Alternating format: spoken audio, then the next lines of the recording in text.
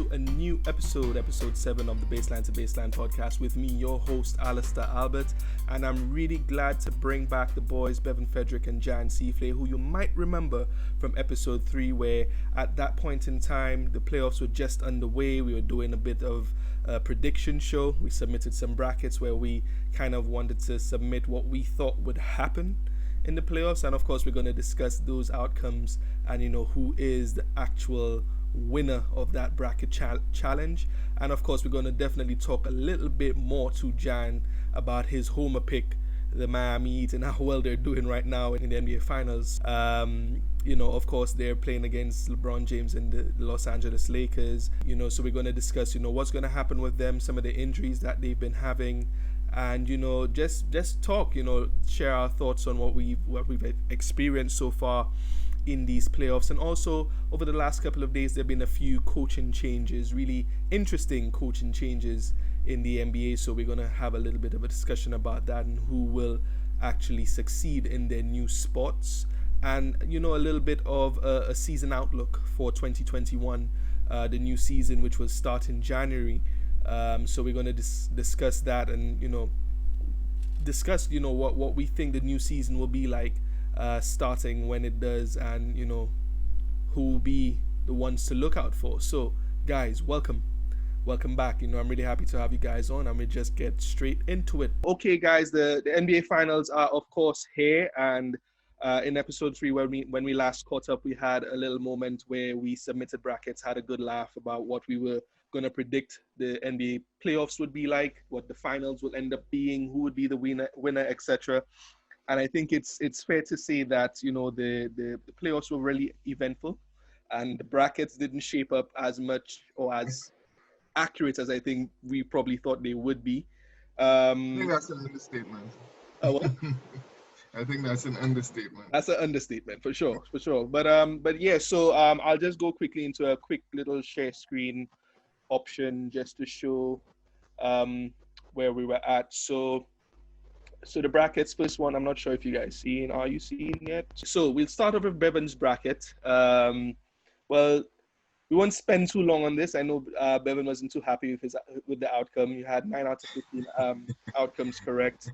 Of course, are in the conference finals, not the Clippers. We thought the Bucks would make it to the finals, but that had a really short ending.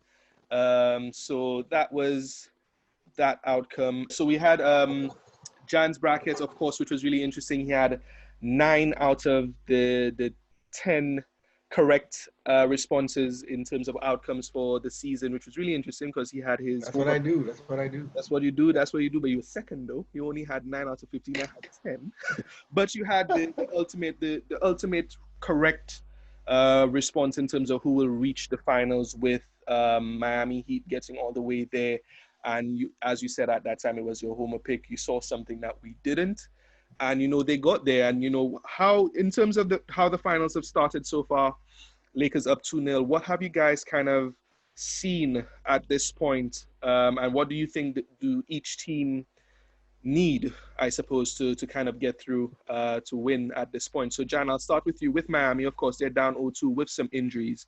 Do you think they have a fighting chance, or is it curtains? Is it? Boy, it's a tough one. I think what they need is health, and it would have been good if they were healthy going into this.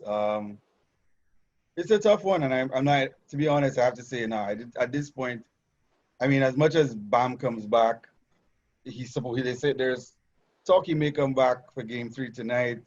He's still listed as doubtful. Dragic, we know, is not going to play tonight. Right. And Dragic, for all intents and purposes, is their leading scorer. He averaged, over 21 a game throughout these playoffs. He's their leading scorer. So to lose 21 points in your starting lineup, that's not easy to replace. And Kendrick Nunn was a good player throughout the regular season, but in the bubble, he hasn't played very much. And, he's a rookie. He's up and down. And that brings us to the other rookie, who's Tyler Hero, who's also been up and down. He's had some great moments. But against this Laker team, and I think we all knew this going into the finals with Miami and the Lakers, that Miami literally had to play near perfect. There's not much leeway for having off games, for having bad nights, for guys being inconsistent. Mm-hmm. I think I mean, I still think they may win a couple games in this series, but without a healthy Dragic, without a healthy Bam at 100%, I mean, he may come back, but is he going to be 100%, or is he just going to tough it out, and we're going to see that? And I He's think the other playing in part too, game I have to three. give the Lakers credit as well, is they've played the Miami zone pretty well. They figured it out, and that's the thing. They have two really high IQ basketball players on the court with Rondo and LeBron, and they're excellent passers. And if you have a good passer, you're gonna kill the zone. The zone is designed to get the ball moving around, so it's not stuck in the post where you want to take away post players. So I think they figured out the zone. Eric Spoelstra may need to revisit that, and I think Mark Jackson said it during the game. He needs to challenge his players one on one. He to really step needs to up. get them to take up the challenge of guarding these guys one on one and making it tough on them, and And in not terms just relying on the zone. and in terms of stepping up, and of course, you mentioned the injuries to Dragic and to Bam, and of course, in the NBA, there's this phrase about the next man up, and you've seen Kendrick Nunn coming in the last game, although he kind of played a little bit of, I would say, garbage time, because there was no chance of them winning that game, and he came on and he scored well for the few minutes he was in, but the game was already in hand, and you had Miles. What's his name? Miles Leonard. I can't even remember his Myers name. Leonard, Miles Myers Leonard Leonard. and Kelly Olynyk coming in and playing well. Not really Miles Leonard, but Kelly Olynyk. I think he scored 18 points or something of the sort. And he kind of just tried to fill in for the absences that they have. So Bevan, what do you think from the situation that Miami find themselves in with the injuries at the moment? Do you think they have a chance, or what do you see from your perspective? Well, I always thought, like Jahn said, that Miami was always going to have to play a perfect series in order to get through. So, without two key players, and I thought throughout the playoffs, Dragic and Bam were almost like two of Miami's most outstanding players. So if you take that out of the team and, without, addressing it somehow, without having adequate backup, I don't think Miami can challenge the Lakers at this point. I think, and Jahn is right, the Lakers have figured out the zone, but the zone was always easy to figure out, and which is why I was always surprised that it took Boston that long to be able to, or even not knowing that was going to be a factor in the series, that they would need to, to address the zone. And the zone is easy, especially if you have the right types of players. If you have good wing slashers who can sit at the top of the paint and expose the fundamental weakness in a 2-3 zone, then it's not, it shouldn't be that hard, especially with 3-point shooters that are, as we all know, called zone busters. Mm-hmm. So I think in the end, for me, Miami really had to play a perfect series, and the Lakers were very much ready for that zone. And, can they come back? I always liked the idea that Miami had some of the best 3-point shooters, and that was the Lakers' Achilles heel. Without Dragic, and Dragic was shooting at a phenomenal level at that time as well. So you take out that 3-point shooting and the size of Bam and his athleticism inside to guard Anthony Davis. I just don't see where improvement is going to come from unless and these guys make a miraculous recovery. Yeah, and Bam, he's been, like you said, the most athletic, the biggest, and but he became really much of a playmaker as well. Passing the ball really well out when he's getting double teamed, rebounding, and all that sort of stuff. Yeah. But in terms of the Lakers now, moving on to that side of things, I think in as much as the injuries to Miami has helped the Lakers, kind of take a dominant 2-0 into the series, the play of LeBron James and Anthony Davis, have propelled them to this point as well. But I think a lot of people would say Anthony Davis has kind of really put the Lakers in the position to be 2 games away from this finals. Of course, LeBron has orchestrated a lot of the offense, but Anthony Davis has saved the Lakers a few times and hit some clutch shots and been really consistent. What have you guys seen from Anthony Davis in this finals to make you think that he could potentially be the Finals MVP? Jahn, I'll start with you. He's been the best player on the floor. I mean, yes, LeBron is always going to win the statistical argument. He's always going to win that. His stats, because of the position he plays, he's the point guard. He's going to have the ball in his hands. He's a very good rebounder. I mean, he's 6'9", 250. Mm-hmm. And, I mean, there's no taking away from what he does statistic-wise. He's going to have the stats as to be the MVP. But I think as the most dominant player on the floor, it's Anthony Davis. And, I mean, we saw it from game one in this, particularly in this series. We saw it from game one where he had, 34 at the half? Well, he had over 20 at the half, and he finished the game with 36. Right. He's been playing at a pace where he looks comfortable. He looks unbothered by anything they've thrown at him, and I think he is the MVP for me, based on how he's impacted the series. And like I always say, LeBron is always going to be there because of his stats. He has the numbers to show, hey, I'm also what could be one of the best guys there.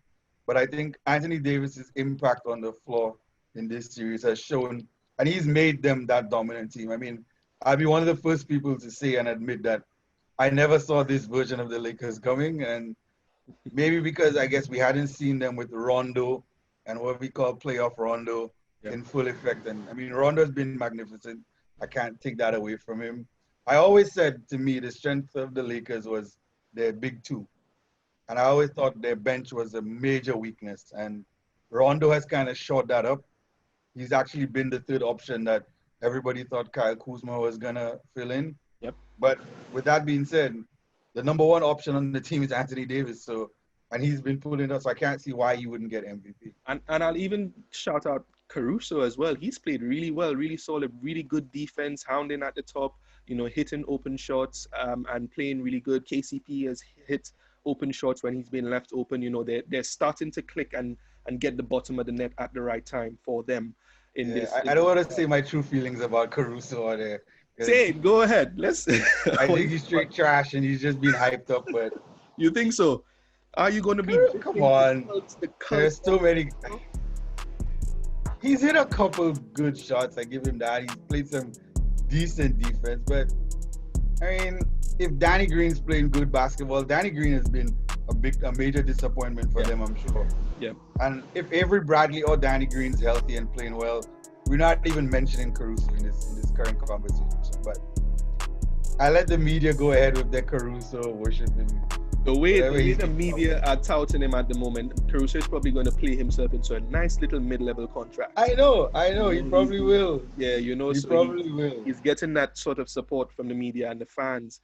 And I don't want to feed into this whole GOAT conversation. I think, this has gone on for quite a long time and it's a bit of a boring thing at this point. But Bevan, what do you think in terms of AD, if he were to win the NBA Finals MVP, that really messes up LeBron and his whole legacy and wanted to be the GOAT, doesn't it? Yeah, I mean, the GOAT is just an argument. It's a hypothetical. You can't have a finals on your team and don't win it. I want to be the GOAT, can you?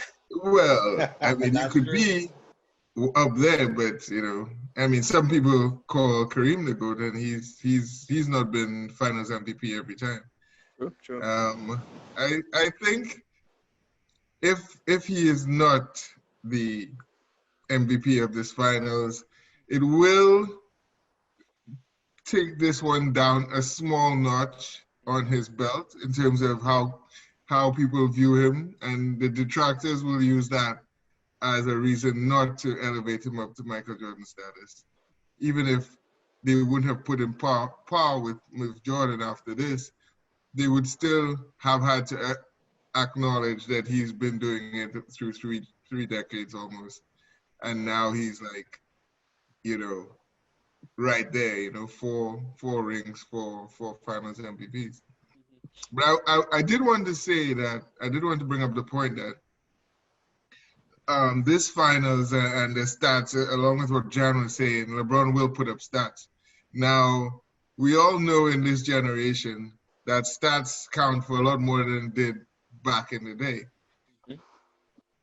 People basketball aficionados will analyze using PER, all these metrics that they use now to analyze who had more win shares, who had more defensive win shares, so there are so many more statistics that go into the game.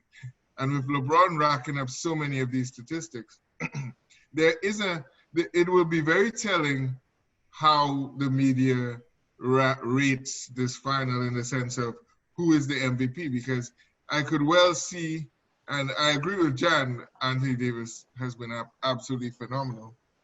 But when looking back and using pure statistics to determine, the argument of who's the MVP, I almost feel that LeBron is in with a very good shout. But it will tell me where the media are on their view of analytics.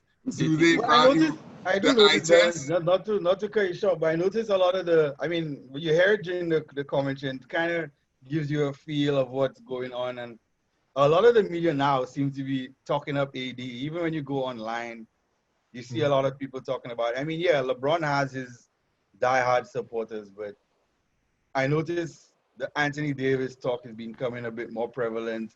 People are now actually seeing how valuable he is, and saying, so I get you, and you make a great point that if we look at analytics and PER and win shares, LeBron's gonna win hands down because his fingerprints are always all over the game.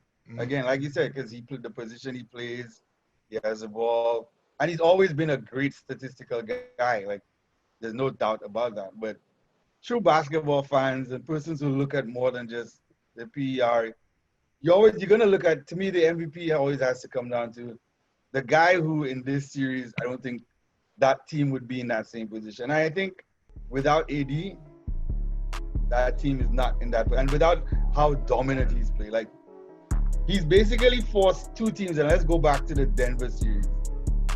Like, he forced Denver and Miami into playing. He's seen every single defense. He's seen the double teams. He's worked out of it. He's seen smaller players, bigger players.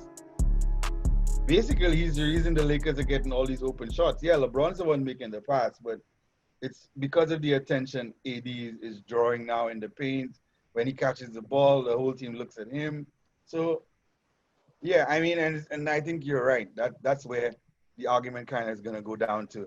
Are we going to put more value on the analytics of it, or are we going to look at it and say, who impacted this game on an eye test?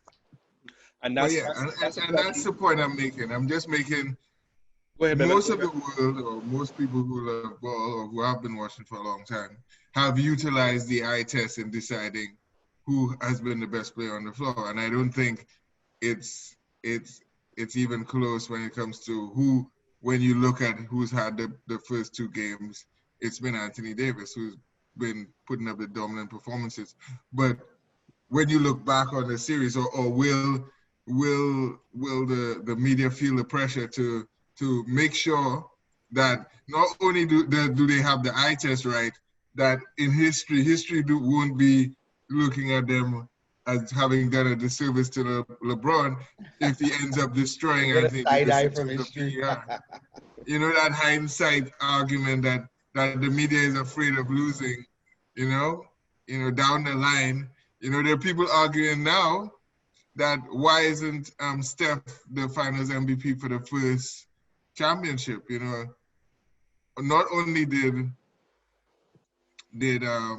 he average the most points, have the highest PER of Golden State, but LeBron absolutely destroyed Iguodala offensively. We're averaging almost a triple-double, 33 points, double-digit rebounds, and close to 10 assists. So, like, the people are looking back at that and being like, how the hell did we decide to vote for Iguodala for his defensive play against LeBron, if LeBron absolutely destroyed him, and not having vote for Steph. So I guess at the end of the day, it's how people want to have that narrative. Do they want to make sure that the PER and the eye test all right. Because that's really what it came down to with Giannis getting MVP this year, is that, the PER was definitively in his favor, slightly, plus, the eye test, The eye test, everybody yeah. saw him as the Giannis dominant passport. force. But there were a lot of arguments saying that LeBron, and the next argument that was being made for LeBron in terms of MVP was his age. 17th season, you don't expect that, that added some of the value in terms of who is the dominant force in the NBA. So I'm not discounting what you're saying. I absolutely agree. Anthony Davis has been phenomenal, but when it comes down to the media, Yeah, the guys who vote, voting and that's the media, thing. Yeah, the guys who vote are the media guys. You're right. And and I your think that. I Stephen think that A's, as well. your Stephen A's and your older voters will definitely look at the eye test. The people who have the high, but there are over 150 voters or 100 and close to 100 voters, I think. I'm not sure. I'm not too sure. But what I'll say to wrap up this segment here, I think what you guys are both saying is it's going to come down really close, and it really will be determined by quite a few things, whether it be stats or it'll be very subjective in terms of what the media consider what they seen with their eyes and everything. But what has become the most important thing? The most important thing. But what I think is really clear to say is Anthony Davis is not the Anthony Davis that we remember from 2012 in the Olympics when he was the rookie on, a veteran team and being very passive. He's now become a player who's demanding the ball, taking shots, making game winners and all that sort of thing. And he's not the Anthony Davis from the Pelicans where, he was kind of waiting for the ball to be delivered to him. He's asserting himself a lot more now, which is why he's put himself in that finals MVP conversation. Even if LeBron, as the orchestrator, puts up all the stats and everything, puts himself always in a position to be MVP. But, the both of them are in a really good position to nab it. If the series continue as it is, and they win, whether it be a sweep or 5 games, 6 games, whatever it would be.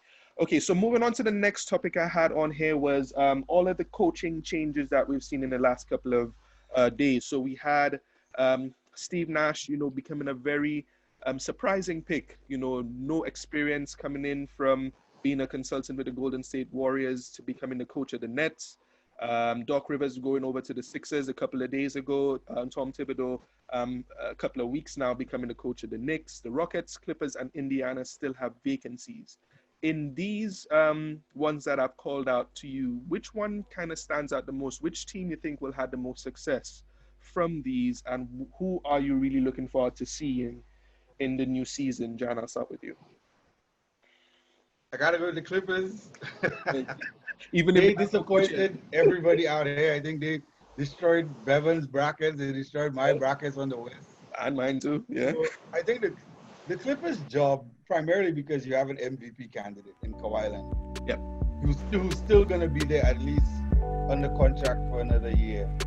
So I think that's a very interesting job, and that vacancy kind of stands out to me the most because they actually should have been competing for a championship as far as everybody saw it. And I think that's kind of why Doc Rivers doesn't have that job anymore. But luckily for him, he walked into the Philadelphia Sixers job. I mean, I hope for his sake he can change the narrative on his legacy, because I think he kind of did himself a disservice in how he coached this Clipper team. And I mean, I'm looking at it based on a lot of the media reports where they said, that culture where it seemed to be to most of us that there was a culture of entitlement and guys thinking they'd already arrived and done certain things. And Doc didn't seem to take control of the situation to me, from what I'm hearing as well. So I think the Clippers' job, primarily because you have a team that's built to win now. Most of these other teams, I think the Rockets may still be missing a player and may have to do some addition by subtraction, because I don't know about the Westbrook James Harden dynamic. I mean, it worked in a sense for D'Antoni because he brought in Westbrook more or less. That's why he got rid of the center to open up the lane, so Westbrook would get, free reign to the paint anytime he wanted. That clearly didn't work out as he planned. So there's some change that needs to go on there. With this Clippers team, though, the change might be they may not have to get rid of anyone per se. but they may just need to tweak what's already there. I mean, there are rumors that Ty Lue is a front runner for that job, and he's already there, so he knows that team inside out. So I just think, to my mind, the Clippers is the most intriguing out of all these. The Pacers job is not a bad job either. I think they have a good team, but they're going to be facing a lot of influx with Victor Oladipo's contract. Miles Turner's contract is also coming up. So that may be a team that may probably go into a rebuild. The Rockets, like I said, I think the Rockets still have some pieces to move around and or change or add in to get them to, because they're going to have to play a different system. I think no one else is going to be able to coach that team like D'Antoni with those pieces. And I think it kind of ended the whole small ball argument that this really, it can work in the regular season where teams don't have time to prepare, teams have injuries, guys aren't playing as focused, but in a 7-game series with good coaching, it shows that that system is not going to work. It's happened to D'Antoni year after year after year. Again and again and again. You know, he's put up stats. The point guards on those teams always just, you know, go crazy. So D'Antoni, wherever he ends up, you know, the point guard who's going to be on that team is going to probably have a very good year, very good season that year. Very good. The point guard's probably going to get a good contract at the end of that year. Contract as well. So, well, we don't know where Jeremy Lin is in the universe right now. He's probably in China somewhere. But, you know, that's what happens when you're on a D'Antoni team. Bevan, what do you think about Nash and the Nets? Kyrie had some comments on a podcast this week which were a little bit controversial. Well, there's one thing where he kind of sent some chat for LeBron talking about, you know, he has a bad MFer on his team who could make a final shot now. So, you know, talking about Kevin Durant. But, you know, Kyrie made a comment saying that, you know, they don't need a coach. Kind of alluding to the fact that Nash is a player's guy. You know, he was once a player. He would be very easy to deal with. You know, it kind of felt a bit disrespectful on one hand. Like, we don't need a coach. You know, we don't need to like kind of really worry about what he says, sort of thing. Versus, you know, the talent that they have and probably do needing that structure and everything. What do you see in the Nets with Nash in the East, considering that they're going to be healthy? Would they be a contender in the East? And yeah, what do you see from them? And who do you think is your intriguing coaching change so far? I think that coaching change surprised me the most in terms of bringing Nash in. I mean, I don't know Nash's philosophy. I don't even know if he has a philosophy when it comes to D'Antoni.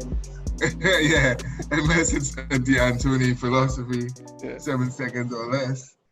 But you know, it's all to play for, and kudos to him for getting the job. But I'm still, jury's still out for me. Kyrie, I don't like where his head is at.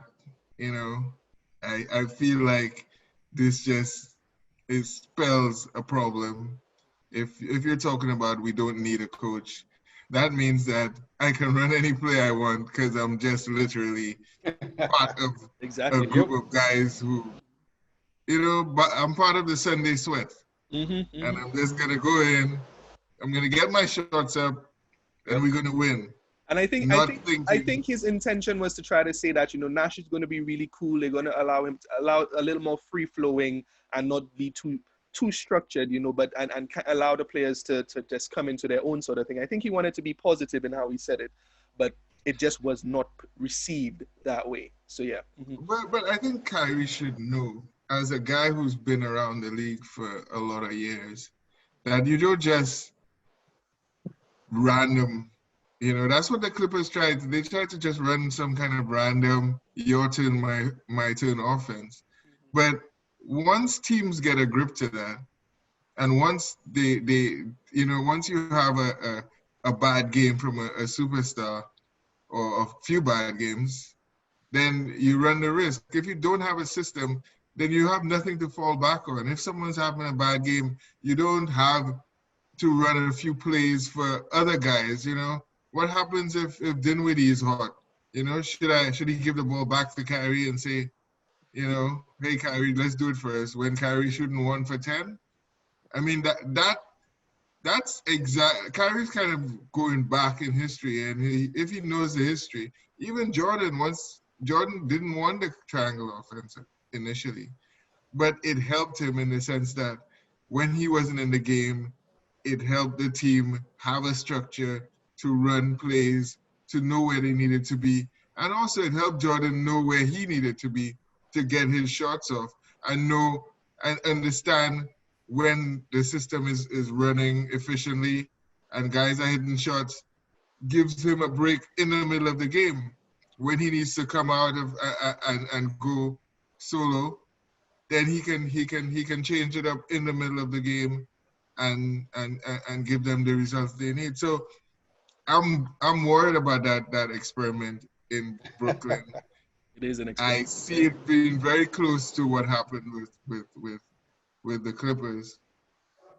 But what the thing I'm most interested in this year, though, aside from that, is actually Doc Rivers going to Philadelphia, and I have my reservations about Doc. I really do.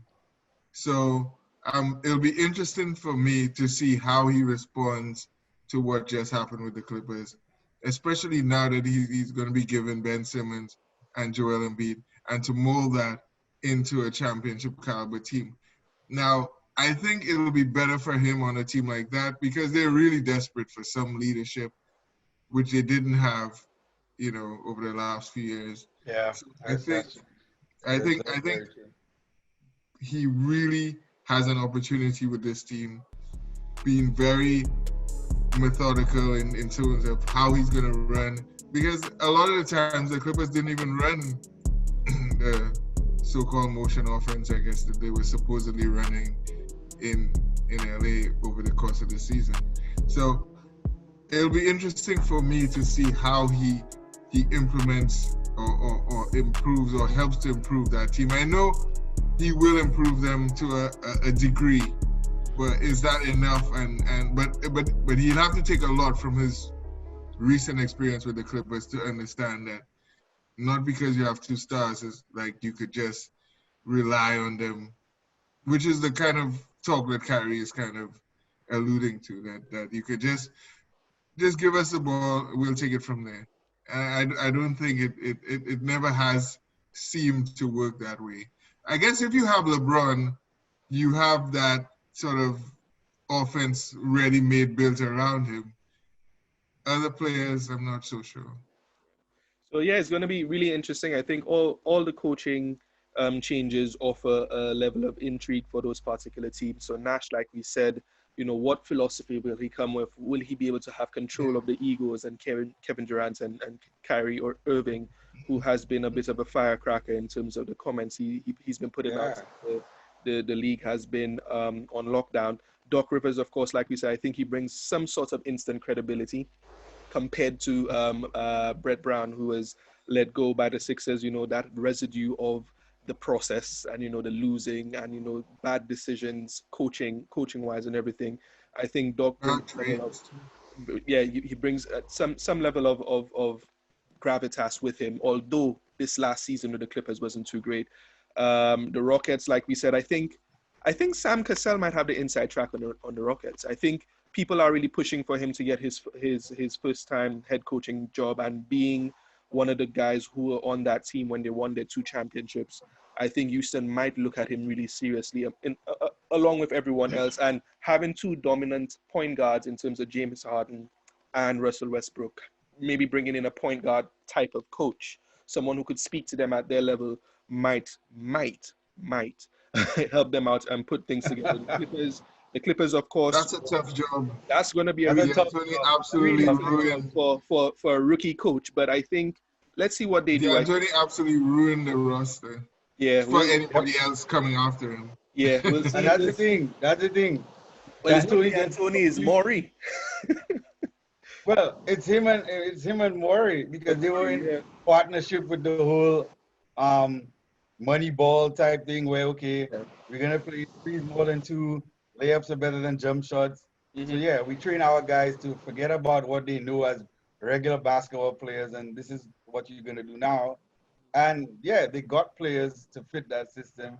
And now that we've learned that that system probably cannot work, that team is in ruins. Like you traded away Clint Capella for nothing, Yeah. So basically. I mean, yeah, you got Covington, who's a nice 3-and-D guy, but you traded away a running big man who could set screens and roll to the rim. I mean, these guys and could block shots. These guys don't come along a dime a dozen in the NBA. oh yeah. So yeah. So So and then you have Indiana. Well, we spoke about them. Oladipo. What's going to happen with him? Will he be shipped off to somewhere else? Milwaukee might be looking really closely at him if he's really healthy. So we'll see what happens there with Indiana. The interesting one, although they're the lesser of all the teams that we mentioned, is the Bulls. The Bulls are now definitely in a rebuilding situation.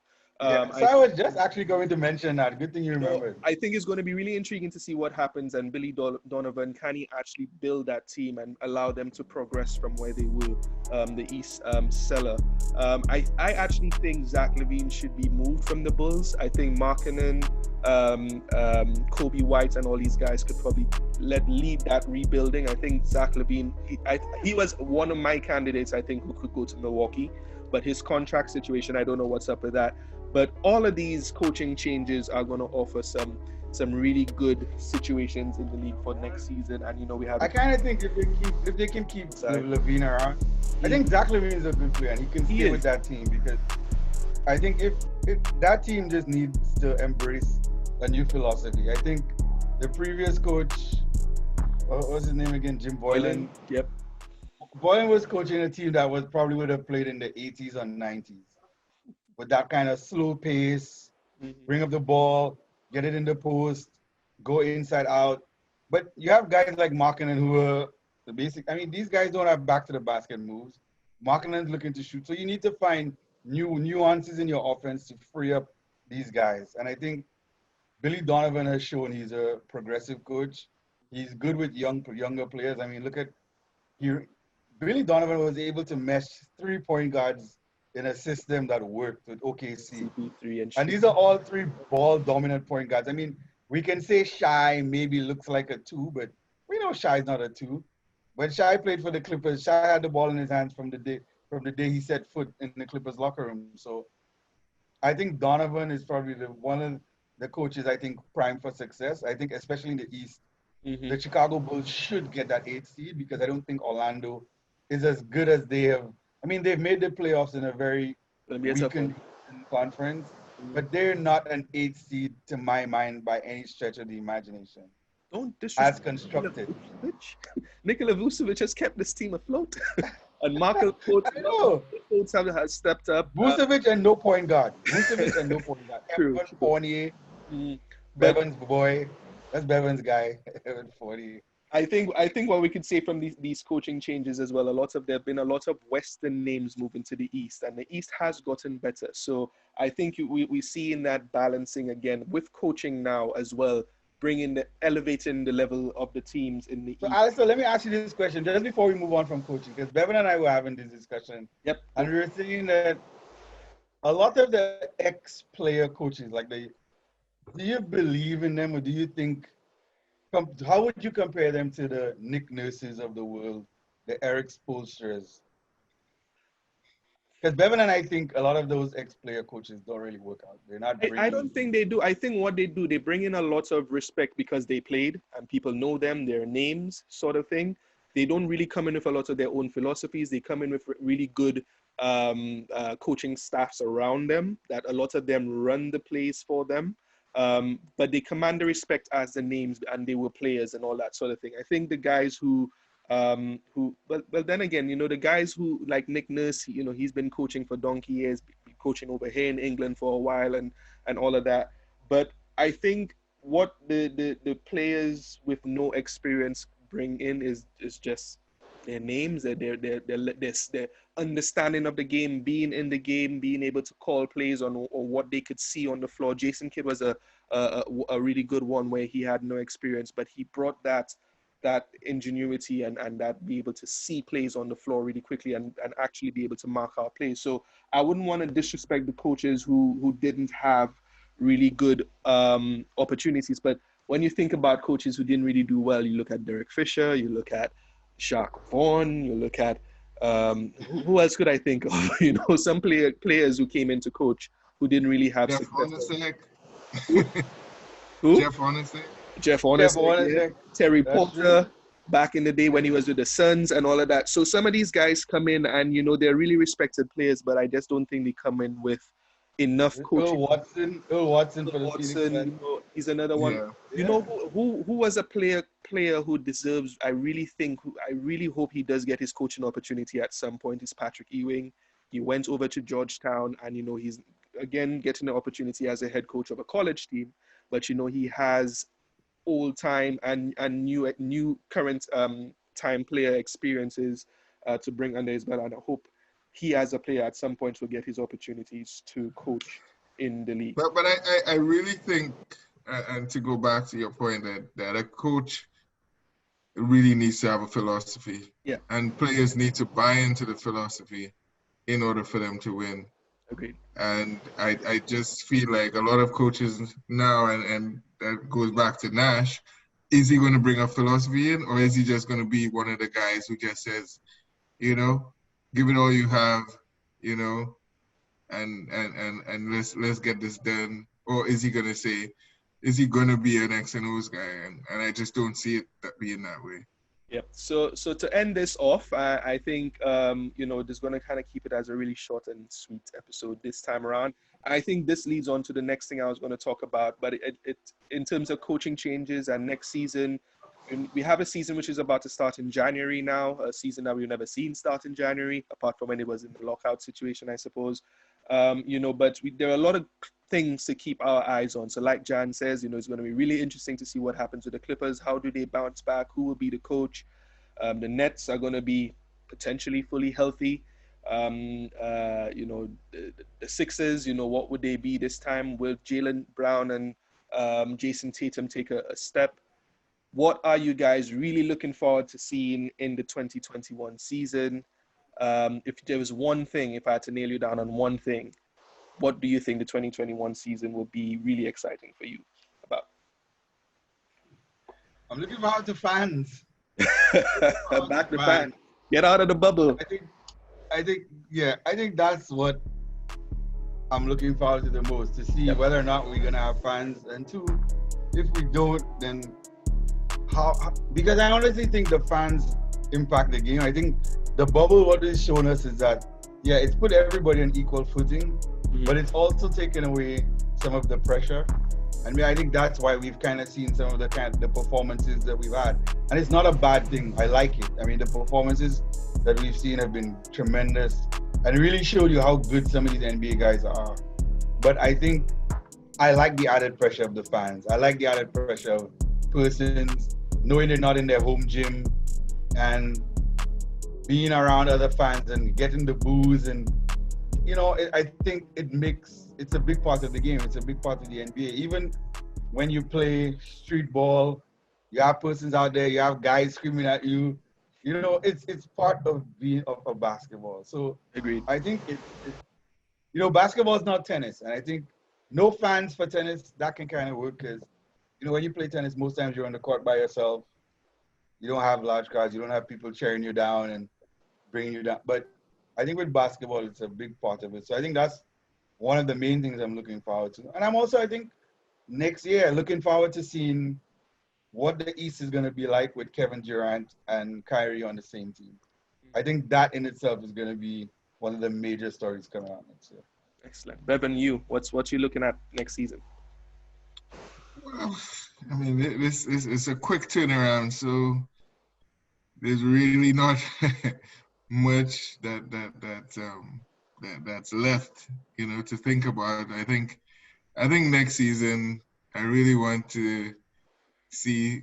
I'm excited about the new young players coming in the draft. You know, LaMelo Ball and Wiseman coming in.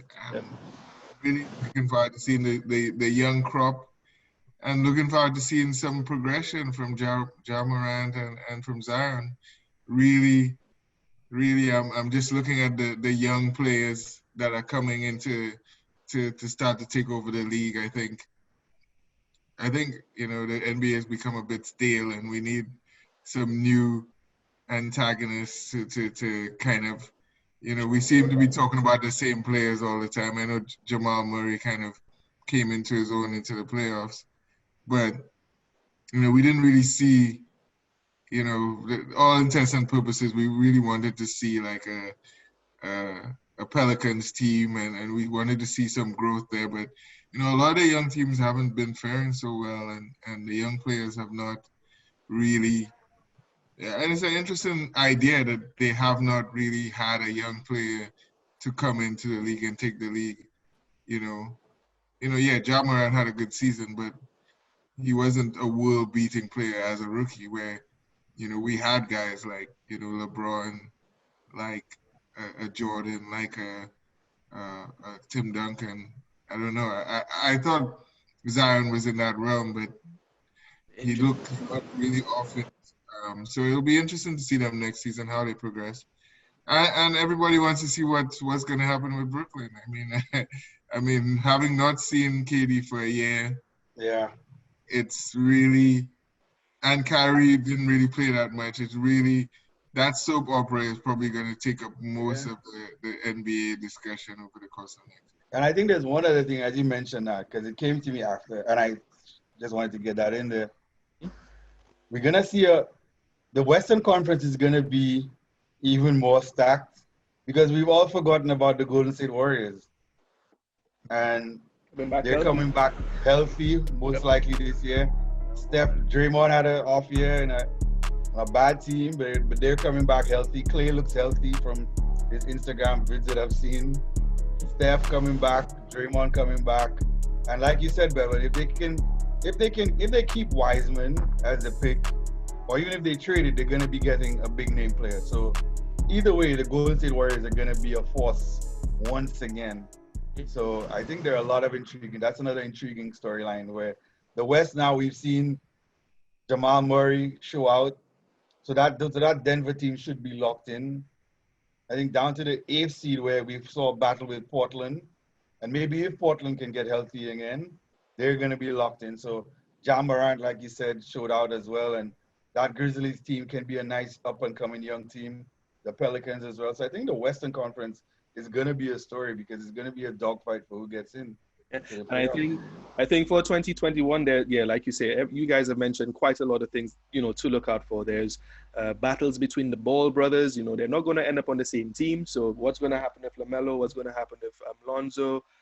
You have what's going to happen if the Warriors, like you said, who do they pick in the second pick, or do they trade it? The Brooklyn Nets, KD and Kyrie.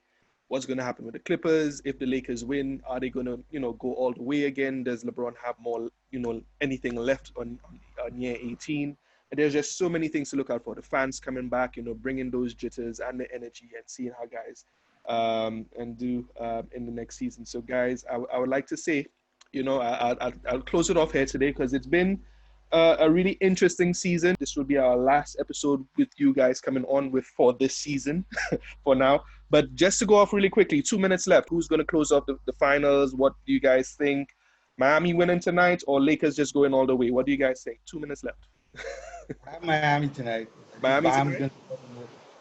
I think emotions are going to be high in the Miami locker room. Right. I think Udonis Haslem kind of started to pitch it on the sidelines. We saw that going on during game 2. I think an emotional Bam.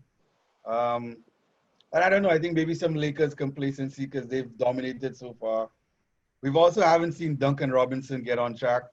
So I think I give it to Miami tonight just for the emotional response of Bam coming back and hopefully Duncan Robinson getting on track, a big game from Tyler Hero.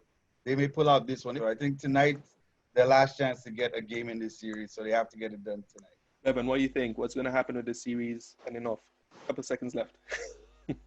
Yeah, I like John's confidence, but I mean, from what I saw in the last game, that gave me no reason to believe that they could challenge Lakers. I mean, in this series, and with the seriousness that the Lakers have taken every game in the playoffs, it will be very unlikely for me to believe that they will have a letdown. They seem very focused. They seem like they can smell it now. and all the talk is the job isn't done. So fair play to Miami. They do have the weapons to cause them trouble. Jimmy, I think, would have to go off for a 40-pointer if he can in this series. But if they needed one, it was tonight. So my view is, more dominance by the Lakers. But, Miami can pull something out. But, I haven't seen any evidence to believe that as yet. We'll see what happens. So Game 3 tonight, October 4th, Lakers and Miami. We'll see who kind of wins that one. And closes. Well, see if the season will be extended by a little bit if Miami is able to pull off an emotional win, like Jahn says, as his homer pick.